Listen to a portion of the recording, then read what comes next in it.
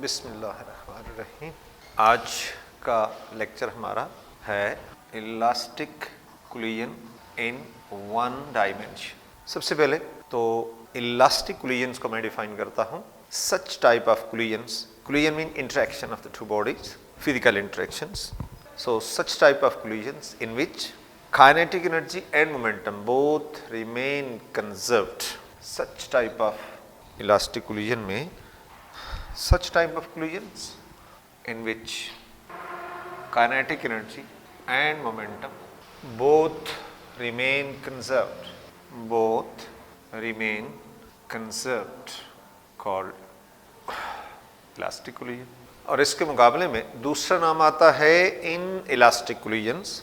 तो inelastic collision is that one in which kinetic energy changes, momentum remain conserved, but kinetic energy changes into some other forms like sound, heat etcetera.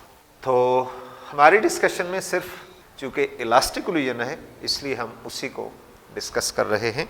और define करने के बाद explanation, let we have two bodies having masses m1 and m2 moving with velocity v1 and v2 along x-axis as shown.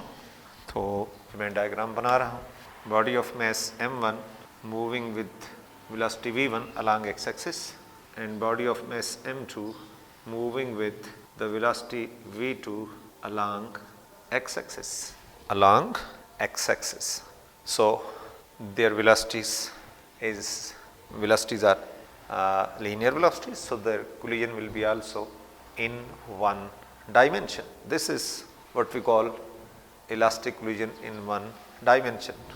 We see that v1 is greater than v2.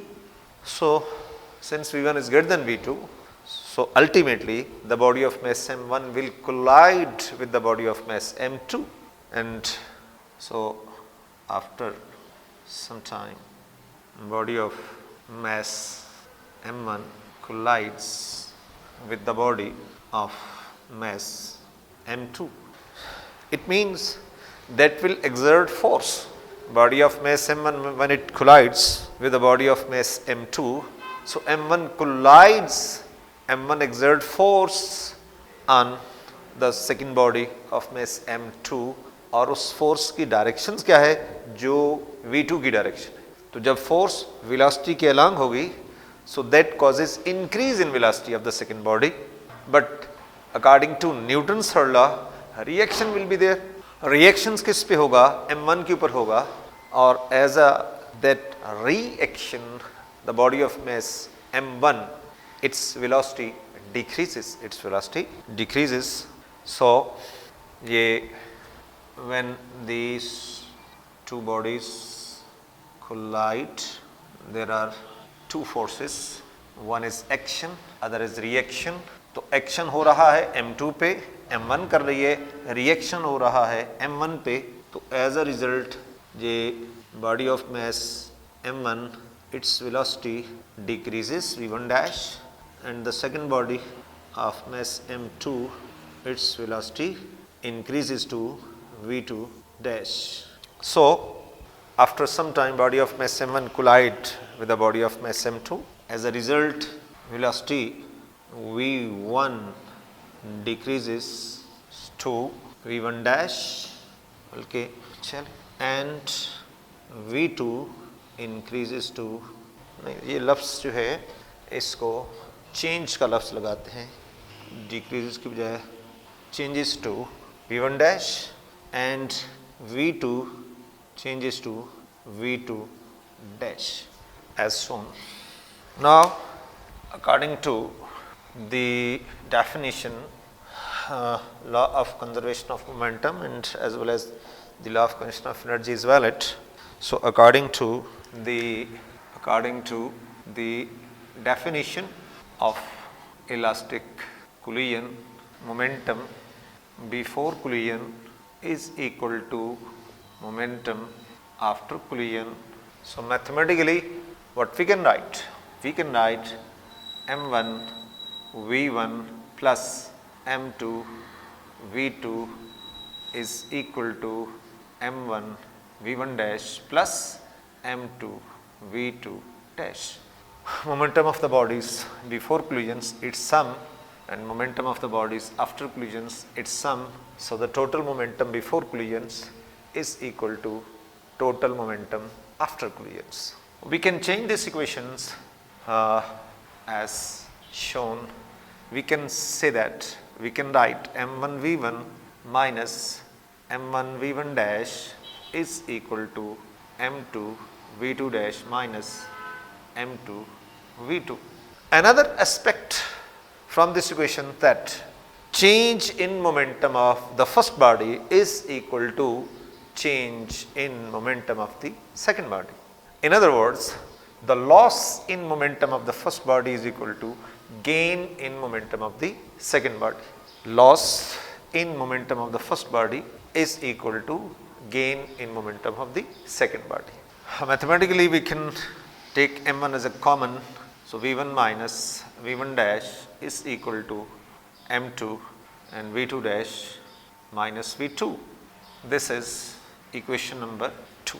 Now, since according to the law of conservation of energy, according to definition, kinetic energy before collision is equal to kinetic energy after collision.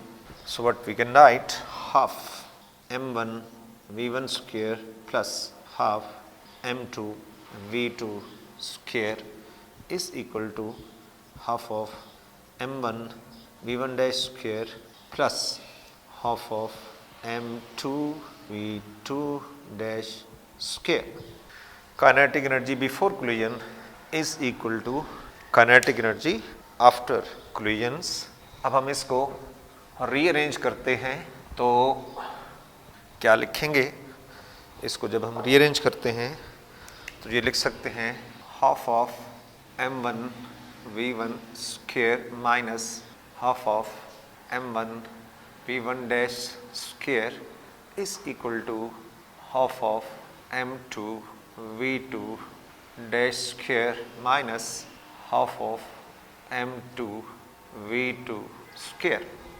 1 by 2 is common, so cancelled, common, so cancelled, so we get m1 v1 square m1 v1 dash square is equal to m2 v2 dash square minus m2 v2 square. Then m1, which is taken as common, v1 square minus v1 dash square is equal to m2 is common, so v2 dash square minus v2 square. This is third equation.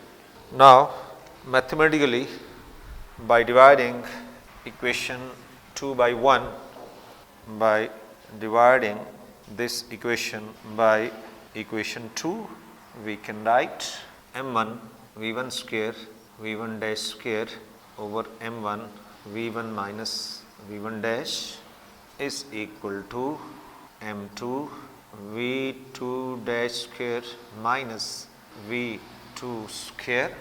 And divide किस पे कर रहे हैं? Divide कर रहे हैं m2 bracket के अंदर है v2 dash minus v2. So m1 will be cancelled, m2 will be cancelled और हमारे पास जो बच गया उसको सॉल्व करते हैं और वो क्या बचा? हमारे पास आ गया v1 square minus v1 dash square और divide by v1 minus v1 dash is equal to v2 dash square minus v2 square और डिवाइड किस पे हो गया? v2 dash minus v2. Now this is equal to v1 minus v1 dash into v1 plus v1 dash multiplied by v1 minus v1 dash. Divide किस पे हो रहा है? v1 माइनस v1 डैश पे और equal to v2 dash minus v2 into v2 dash plus v2 और divide किस पे हो गया v2 डैश माइनस v2।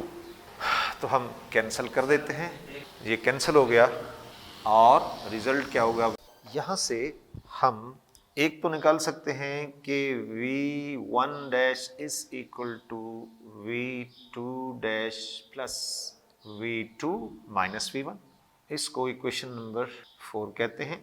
या ये भी कह सकते हैं कि v2 dash velocity of the second body after collision किसके बराबर होगा, ये है v1 plus v1 dash minus v1 plus v1 dash minus v2, ये लेफ्ट के ऊपर आ गया तो v2 dash. So these two are the velocities of the bodies after collisions. अब हम, ये है इक्वेशन नंबर 5। मैं इससे फर्दर डिराइव करूंगा ये equation in terms of masses and velocity both. तो यहां तो इक्वेशन में आ गए ना जस्ट वेलोसिटीज आफ्टर बिफोर वगैरह और उनकी रिलेशनशिप आ गई, लेकिन कोलिजन्स के अंदर सबसे इंपॉर्टेंट रोल मैसेस का है। अगर मैसेज इक्वल है तो क्या होगा, मैसेज डिफरेंट है तो क्या होगा। इसलिए इसको डिराइव करना इन terms of message and velocities both, v1 dash को भी और v2 डैश को भी, वो बहुत जरूरी है। और उसी के फिर आगे जो रिजल्ट्स होते हैं वो फिजिक्स की जीनत बनते हैं। फिजिक्स पढ़ने वालों को वो रिजल्ट्स जो हैं वो अप्लाई करने होते हैं और उन्हें याद रखना होगा कि अगर मैसेज इक्वल हैं तो क्या होगा, अगर मैसेज डिफरेंट हैं तो क्या होगा, वगैरह वगैरह। तो हम अब क्या करते हैं कि putting the values of v2 dash from equation 5 in equation 1। What is equation 1? That is m1 v1 plus m2 v2 is equal to m1 v1 dash plus m2 v2 dash. यह है इक्वेशन नंबर 1।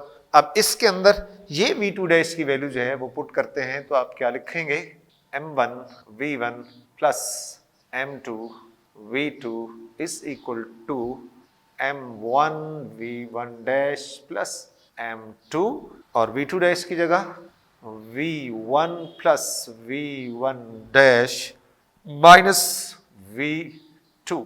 ये values v1 plus v1 dash minus v2 को हमने v2 dash की जगह put कर दिया और further m1 v1 plus m2 v2 is equal to m1 v1 dash plus m2 v1 plus m2 v1 dash minus minus m2 v2।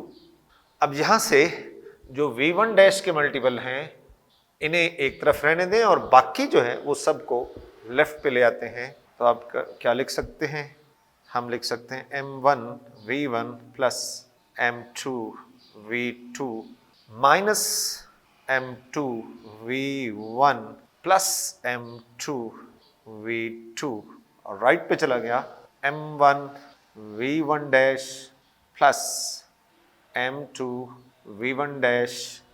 So rearrange करते हैं further और इसमें ये देखें ये v1 का मल्टीपल है m1 v1 और m2 v1, इसमें से v1 कॉमन ले सकते हैं और इन दोनों में ये दोनों सिमिलर इक्वेशंस हैं तो क्या लिखेंगे m1 माइनस m2 और v1 कॉमन है और प्लस 2 m2 v2 और राइट पे क्या लिख दिया m1 प्लस m2 और common factors v1 dash.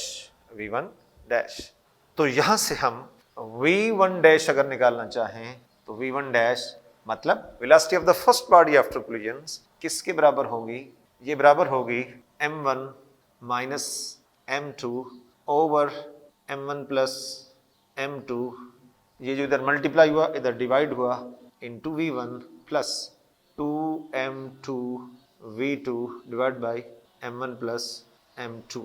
This is the equation of the velocity of the first body after collisions in terms of masses and velocities, in terms of masses and velocities. So this is v1 dash, velocity of the first body after collisions. Similarly, putting the values of v1 dash from equation number 3, similarly by putting the value of v1 dash from equation 4 in equation 1, we get equation 1 क्या है, m1 v1 plus m2 v2 is equal to m1 v1 dash plus m2 v2 dash. Then m1 v1 plus m2 v2 is equal to m1 v1 dash किसके बराबर है, अभी हमने लिखा था कि दैट इज हमारे पास आ जाएगा m1 v1 plus m2 v2 is equal to m1 v2 dash plus m1 v2 minus m1 v1 plus m2 v2 dash. तो अब क्या करेंगे, इन्हें राइट पे रहने देंगे और बाकी जो दो फैक्टर्स हैं उन्हें लेफ्ट पे ले आएंगे. तो हमारे पास हो जाएगा m1 v1 plus m2 v2 minus m1 v2 plus m1 v1, right पे रह जाएगा m1 v2 dash plus m2 v2 dash. यहाँ से ये देखें, ये सिमिलर क्वांटिटीज हैं और इन्हें क्या लिख सकते हैं, ये लिख सकते हैं 2m1 v1 और राइट पे m2 माइनस m1 और ब्रैकेट में v2 और राइट पे क्या आ गया m1 प्लस m2 और राइट पे क्या है v2 डैश. तो यहाँ से v2 dash velocity of the second body after collisions किसके बराबर आ गया, 2m1 v1 divide by m1 plus m2, उसका मल्टीपल इधर डिवाइड हो गया और राइट पे plus m2 minus m1 over m1 plus m2 into v2. This equation gives the velocity of second body after collisions in terms of masses and velocities both. So in this way we can calculate the velocity of the first body as well as velocity of the second body after collisions.